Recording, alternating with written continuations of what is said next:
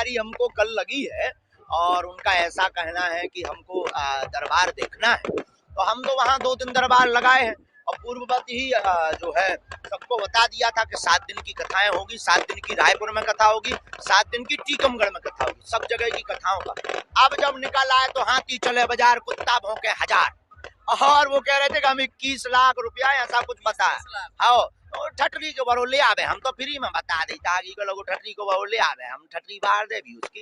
ये तो चलता ही रहता है, ये धर्म विरोधी लोग हैं जो धर्म विरोधी होते हैं। हम 7 दिन वहां झंडा गाड़ने, तब उनको बाप मर गए तब नहीं उन्हें हम ध्यान आए। 7 दिन उनके मूड पे झंडा, 2 दिन दरबार, प्रेत दरबार, तब का होगा तो कौन चुड़िया पहन रही थी।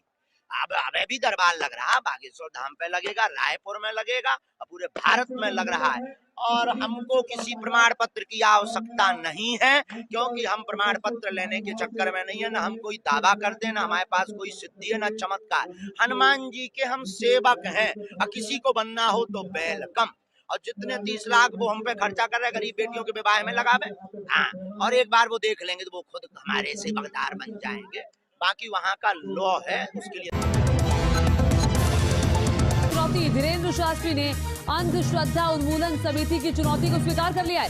समिति के लोगों को रायपुर के दरबार में आने के लिए कहा है और ये भी कहा है कि रायपुर के दरबार में आए, खुद ब खुद वो देख लेंगे कि यहाँ पर क्या चलता है, खुद देख ले समिति के लोगों को रायपुर आने का खर्च भी हम देंगे, ये कहा है बागेश्वर धाम के बाबा ने। रायपुर के दरबार में आकर खुद देख लें मुझे चुनौती देने वाले, और उनके आने का खर्चा भी मैं उठाऊंगा। धीरेन्द्र शास्त्री ने अंधश्रद्धा उन्मूलन समिति की चुनौती को स्वीकार किया है, चूंकि लगातार इस समिति की तरफ से कहा जा रहा था कि किस तरह के चमत्कार का जो दावा कर रहे हैं जरा वो करके दिखाएं, वो है क्या।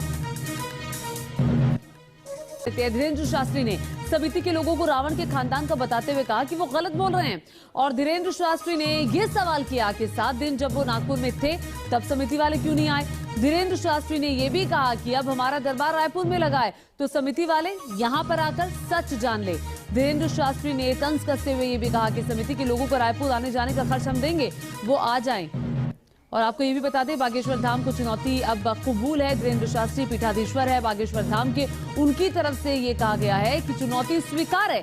अब जो हमें चुनौती देने वाले हैं वो हमारे धाम में आए और धाम में आकर के देख लें कि यहाँ पर क्या चल। सामने बैठा है, नागपुर महाराष्ट्र में कथा हुई तो पहले ही हमने कह दिया था देखो भाई 7 दिन की कथा हो पाएगी, 9 दिन का टाइम नहीं है, लेकिन बच्चे नहीं माने, 9 दिन का नोट करवा दिया। हमने फिर खबर भेजी कि 7 दिन ही कथा होगी और उस पर भी डलवा दिया कि भाई उसमें चैनल पे, और 2 दिन कथा नहीं हुई तो वहां के कोई तथा कथित हैं रावण के खानदान के वे बोले लो बागेश्वर सरकार पंडाल छोड़कर भाग गए जैसे उनके बाप के हमने मूड़ा छुड़ा लाए। ठटरी के बारे नक कटा है, उन्हें यही शर्म नहीं आई है। वो बोले क्यों भाग गए, तो उन्होंने न्यूज पर एडवर्टाइजमेंट दिया, बोले दरबार के लिए हमने 30 लाख रुपए बोले हमारा बताएं तो 30 लाख देंगे। नक्कटा हम तो फ्री में बता देंगे, नागपुर में नहीं थे मिल पाओ। अब उसे विचार करना चाहिए, 2 दिन दरबार लगा, 7 दिन कथा क्यों हुई, कितने दिन चली कथा, 7 दिन चली ना।